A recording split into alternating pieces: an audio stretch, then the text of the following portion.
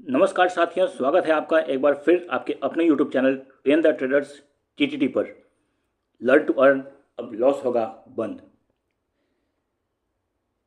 मेरे थंबनेल देखकर आप लोगों में से कई लोग डर गए होंगे, ये सोचकर कि क्या मार्केट में फिर से हाहाकार मचने वाला है। जी हाँ दोस्तों, 13 अक्टूबर को मार्केट में बहुत ही ज़्यादा उथल पुथल होने की संभावना है, इसमें कोई शक नहीं है। अब क्या मार्केट में फिर से पैनिक सेलिंग आएगी या नहीं आएगी, ये तो मार्केट बताएगा, क्योंकि हम सभी लोग अपने बस प्रिडिक्शन कर सकते हैं, लेकिन एक्चुअल मार्केट में बड़े players how they play and what is going on there in their mind, that will decide that how they are going to drive the market. So वो डिस्कस करेंगे सब कुछ, और मैंने ऐसा थंबनेल में क्यों लिखा है ये भी सब आगे डिस्कस करेंगे। पढ़िए पहले आप इस डिस्क्लेमर को।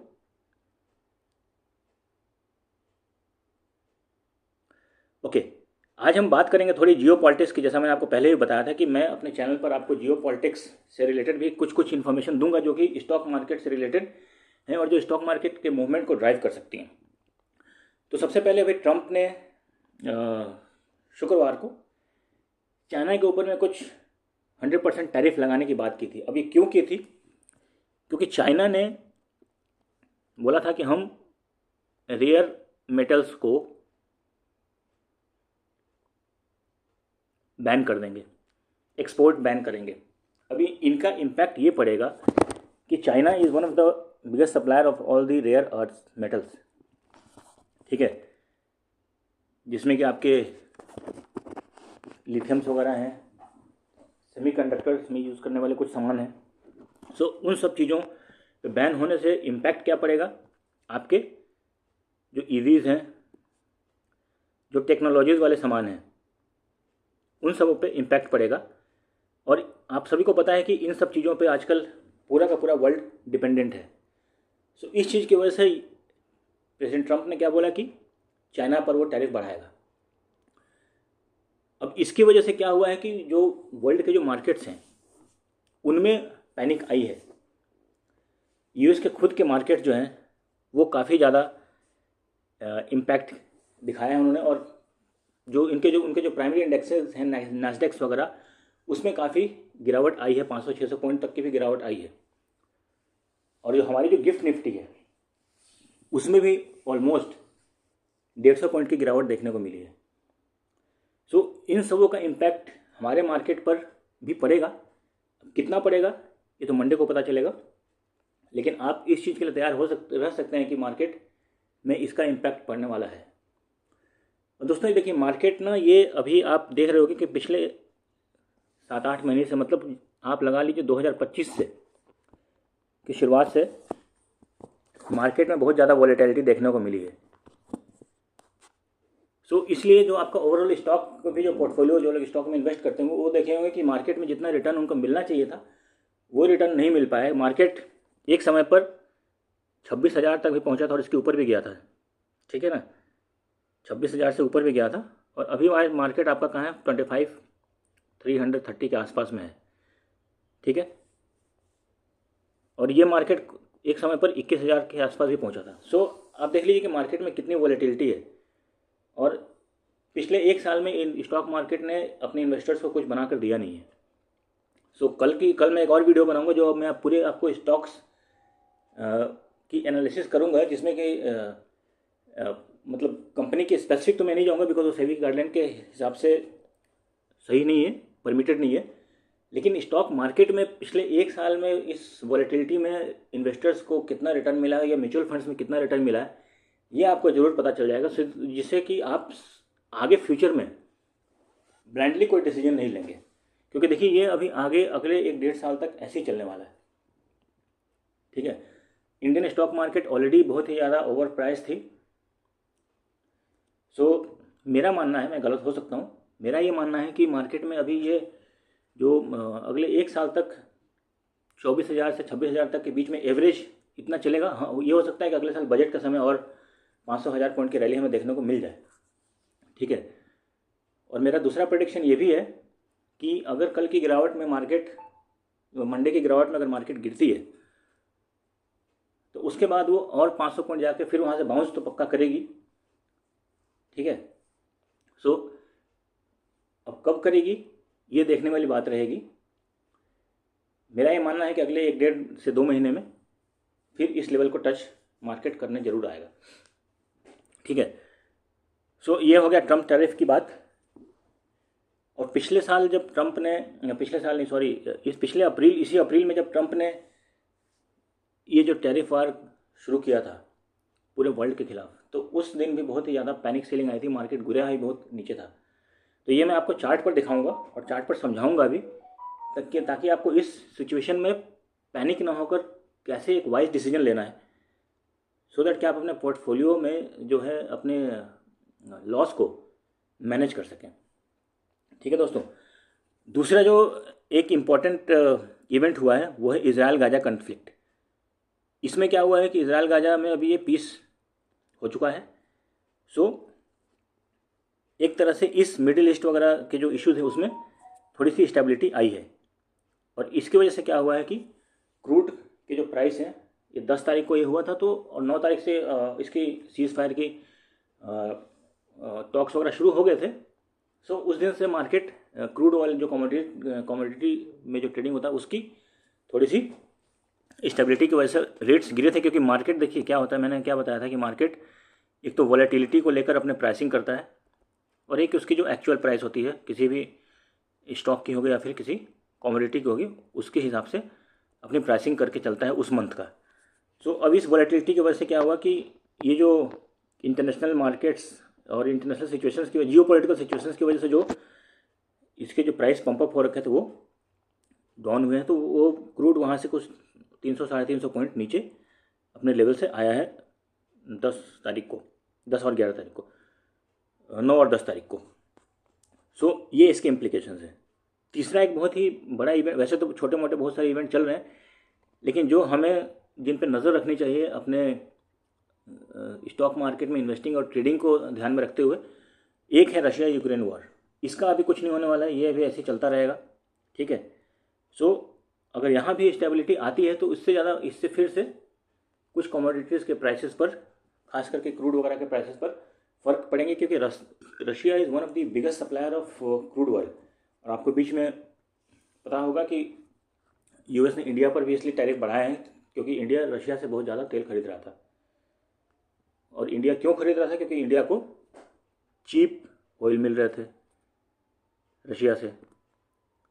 सो ये सारी चीज़ें लिंक्ड हैं, इसलिए हमें जियो पॉलिटिक्स के बारे में ध्यान रखना जरूरी है। अदरवाइज आप पता चला कि आपने फ्राइडे को कुछ बहुत ही ज़्यादा चीज़ें बाय कर ली और ऐसी सिचुएशन आ गई और मंडे को मार्केट खुलते ही आप अपने पोर्टफोलियो को 10-20% रेट में करके बैठे हुए हो।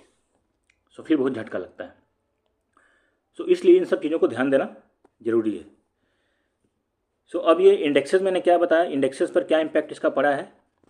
यूएस के इंडेक्स, अब यूएस के इंडेक्स भी जो है देखिए इंडिया के मार्केट को ये फ़र्क डालते हैं। अभी पिछले 2024 में यूएस के मार्केट्स का उतना इंडिया पर फ़र्क नहीं पड़ता था, बल्कि इंडिया की मार्केट्स ड्राइव करती थी। लेकिन अब सिचुएशन दूसरा है। अब थोड़ा बहुत फ़र्क, खास करके जो आईटी सेक्टर्स हैं वो हमारे यूएस पे बहुत ज़्यादा डिपेंडेंट है, सो उनमें फ़र्क पड़ता है, ठीक है। हमारे वो गिफ्ट निफ्टी ये ऑलरेडी 150 पॉइंट डाउन हो रखा है। सो अब हमारे इंडेक्सेस में निफ्टी, बैंक निफ्टी, इन सब चीज़ों पर भी, और सेंसेक्स पर, इन सब चीज़ों पर भी ये इम्पैक्ट देखने को मिलेगा। क्रूड ऑयल का मैंने ऑलरेडी आप लोग को समझा दिया। अभी बात करते हैं गोल्ड की। देखिए गोल्ड कैसे बिहेव करता है। जब भी वर्ल्ड में कुछ सिचुएशन टेंस होता है, मतलब कि जब कुछ टेंस या फिर पैनिक टाइप का कोई सिचुएशन क्रिएट होता है, उस समय गोल्ड क्या करता है, शूट करता है, ठीक है। तो पिछले 1 साल से पूरे वर्ल्ड में कहीं ना कहीं वॉर चल रहा है। इधर इजराइल गाजा चल रहा है, ठीक है, इधर रशिया यूक्रेन चल रहा है, बीच में और भी मिडिल ईस्ट कंट्रीज आ गई, ठीक है, सीरिया का इशू चल रहा था। सो इन सब चीज़ों की वजह से गोल्ड का जो प्राइस था ना वो ऑलरेडी बहुत ही ज़्यादा पंप अप हो चुका है, ठीक है। सो अब यहाँ पर वाइज डिसीजन क्या होगा कि अगर आपने SIP करा रखी है तो आप करा के रखिए, अपना चलते रहने दीजिए। लेकिन अभी एडिशनल कुछ इसमें करने की ज़रूरत नहीं है। ये मेरा ये मानना है। मैं बार बार बोल रहा हूँ कि मैं गलत हो सकता हूँ, लेकिन मेरी एनालिसिस और मेरी प्रेडिक्शन अभी ये कहती है। सो अभी क्या हुआ है कि अभी एक इजराइल गाजा स्टेबल हो चुका है।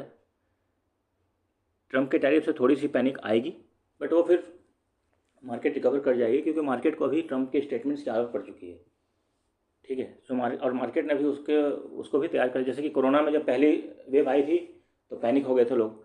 जब दूसरी वेव आई तो गवर्नमेंट ने ऑलरेडी पॉलिसीज बना कर रखी थी, तो ज़्यादा उतना इम्पैक्ट देखने को नहीं मिला। सो इसी तरीके से ट्रंप के बार बार स्टेटमेंट से अभी वर्ल्ड में जो कंट्रीज़ हैं, इंडिया ने, इन लोगों ने अपने अपनी कुछ ना कुछ पॉलिसी में गाइडलाइंस कुछ ऐसे की हैं जो कि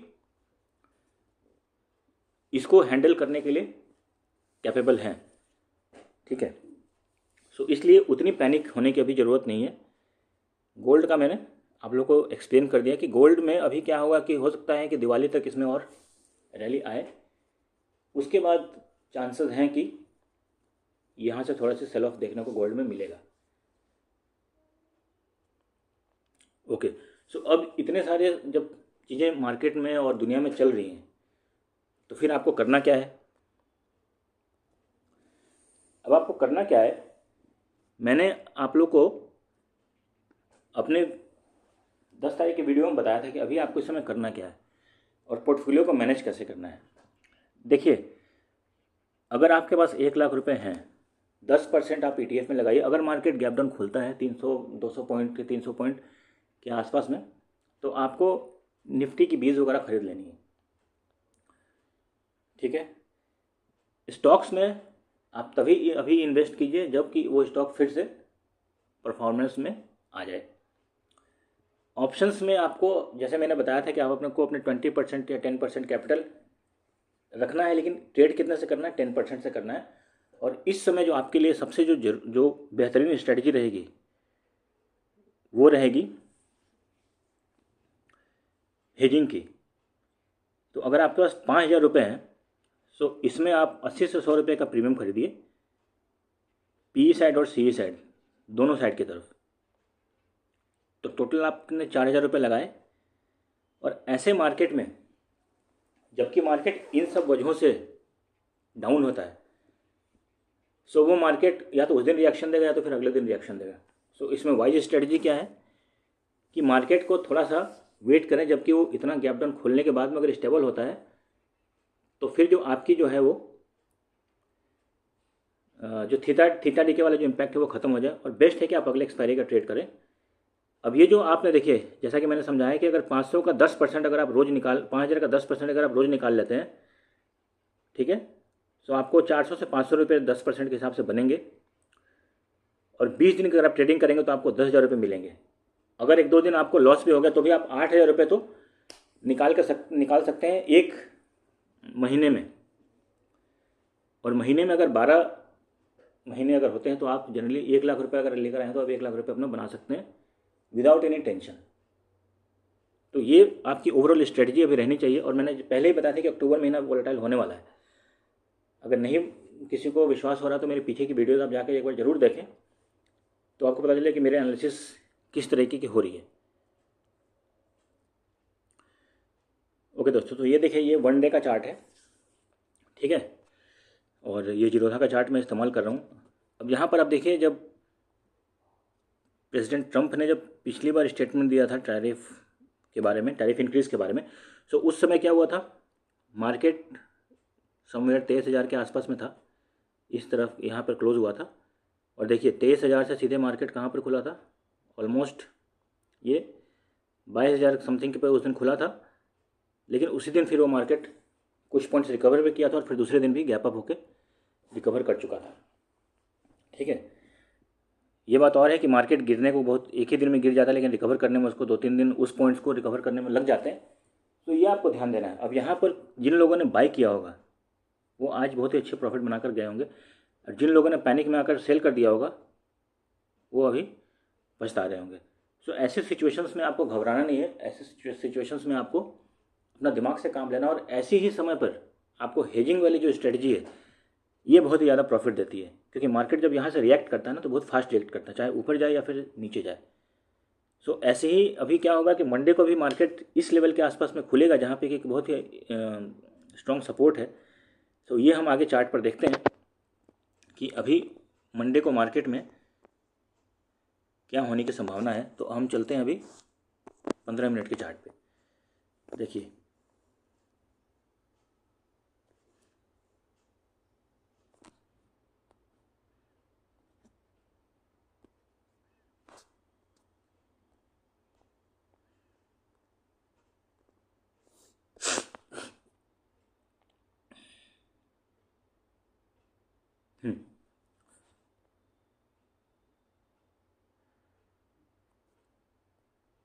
सो मंडे को मार्केट में मैंने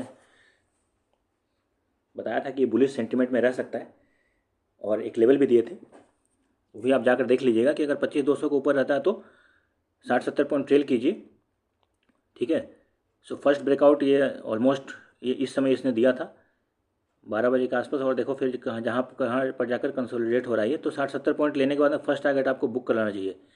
इसके बाद मार्केट थोड़ा और ऊपर गया है लेकिन बहुत ही ज़्यादा धीरे गया, तो यहाँ पर कोई ज़्यादा प्रीमियम बनता नहीं है ऑप्शन बायर्स के लिए, क्योंकि वो टाइम टिके के साथ में वो ख़त्म होता रहता है।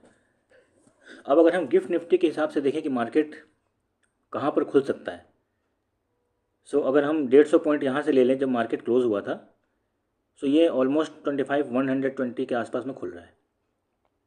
ठीक है। अगर ये 25,120 के ऊपर रहता है तो फिर से ये लेवल टच कर सकता है 200 तक का, और अगर नीचे खिलता है तो फिर 25,000 तक का, तो ये डोर ओपन हो जाएगा। सो क्या ध्यान रखना है, 25,120 के ऊपर खुलता है या नीचे खुलता है। ऊपर खुलता है 25,290 पे जाके अपने प्रॉफिट को बुक कर लीजिए। नीचे खुलता है 25,020 के आसपास जाके अपने प्रॉफिट को बुक कर लीजिए, और उसके बाद मार्केट को देखने दीजिए, मार्केट को एनालाइज कीजिए कि मार्केट अब इसके बाद करने क्या वाला है। ठीक है दोस्तों, अब हम चलते हैं बैंक निफ्टी के चार्ट पे। देखिए अभी तक का ये जो तेज़ी है ना, इसका ड्राइवर मेन रहा है bank Nifty. So bank Nifty में भी देखने वाली बात हुई कि ये कहाँ पर खुल रहा है। जहाँ तक मेरा मानना है कि बैंक निफ्टी, क्योंकि निफ्टी अगर इतना गिरेगा तो बैंक निफ्टी भी गैप डाउन में ही खुलेगा। सो यहाँ पर हो सकता है कि बैंक निफ्टी ऑलमोस्ट आप लगा लीजिए 56,300 के आसपास खुलना चाहिए, और अगर तो 56,300 के आसपास में बैंक निफ्टी को खुलना चाहिए। इसके ऊपर जाता है तो फिर आप पहला टारगेट 56,450 तक रख सकते हैं। नीचे अगर खुलता है तो 56,150, और उसके बाद फिर 56,000 पे जाके एक स्ट्रॉन्ग सपोर्ट ले सकता है। ऊपर की अभी हम बात नहीं करेंगे, लेकिन फिर भी मार्केट है, कुछ भी हो सकता है।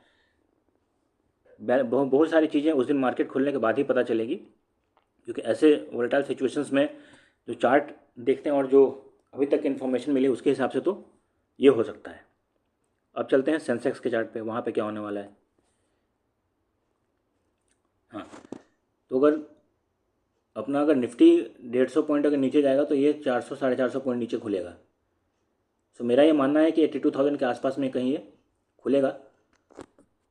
अगर 82,000 के आसपास में खुलता है तो 82,000 या 82,100 के आसपास में खुलता है, सो फिर अगेन आपको क्या करना है, ट्रेल करना है। कितने पॉइंट्स, 200 to 300 पॉइंट्स, और ये आपको मंडे को आसानी से मिलेंगे। नीचे में अगेन 200 to 300 पॉइंट्स। अब यहाँ पर एक कैच है, ये जो भी मैंने लेवल्स और आपको जो भी ट्रेडिंग करने की बताई है, मेरा ये आपसे रिकमेंडेशन है कि आप इसको ट्रेड करें नेक्स्ट एक्सपायरी में, चाहे आप किसी भी इंडेक्स में ट्रेड कर रहे हैं, निफ्टी में या फिर सेंसेक्स में। बैंक निफ्टी में तो एज इट एक्सपायरी मंथली होती है, तो उसमें कोई ज़्यादा इशू नहीं है। आप मार्केट को 10:30 से 11 के बीच में ऑब्जर्व करें। ठीक है। और उसके बाद अगर देखें कोई मोमेंटम अगर मिलता है तो आप उस अपॉर्चुनिटी को ग्रैब करने की कोशिश करें। 9:15 बजे ही खुलते ही मार्केट में ना कूदें, क्योंकि मंडे को मार्केट में वॉलेटिलिटी काफ़ी रहने वाली है। ठीक है दोस्तों, सो उम्मीद है कि आपको ये मेरे एनालिसिस और जो भी जियो पॉलिटिकल सिचुएशंस मैंने आपको एक्सप्लेन किया है वो आपको पसंद आया होगा और आपको काफ़ी कुछ समझ भी आया होगा ताकि आप अपने डिसीजन सही ले सकें। ये आपको मैं फिर से एक बार रिपीट कर देता हूँ कि आपको हेजिंग कब नहीं करनी। अब जैसे मंडे को मार्केट खुलेगा तो उस समय आपको 9:15 बजे नहीं कूद जाना, आपको वेट करना है 11 बजे के आसपास में, जब सारा कुछ एडजस्ट हो जाए, थीटा डी के वगैरह जो भी होने हैं वो सब हो जाए। वीकेंड्स में तो कैरी फॉरवर्ड अभी करना ही नहीं है, एक्सपायरी वाले इंडेक्स को भी नहीं करना है और बड़े इवेंट्स तो अभी कुछ है नहीं। सो ये जो है पॉइंट्स आप एक बार फिर से पढ़ लेना सो दैट कि आप मंडे को कोई गलती ना करो। और जैसा कि मैंने बताया था कि ये सारी चीज़ें जो भी आपको जियो पॉलिटिक्स, स्टॉक मार्केट की क्लासेस और उसका इम्पैक्ट, मार्केटिंग और बिजनेस टिप्स, एआई का इस्तेमाल, ये सब सारी चीज़ें हमने एक अपने छोटे से कोर्स में डिज़ाइन किया। अगर किसी को इंटरेस्ट है तो वो ज्वाइन कर सकता है। ये कॉन्टैक्ट नंबर पर दिवाली तक ये ऑफ़र है, उसके बाद हम अभी चार्ज करना शुरू कर देंगे। अभी आप ज्वाइन करोगे तो ये आपको फ्री में मिल जाएगा। सो उम्मीद है दोस्तों आपको आज की मेरी वीडियो पसंद आई होगी। तब तक के लिए कीप लर्निंग, कीप ट्रेडिंग।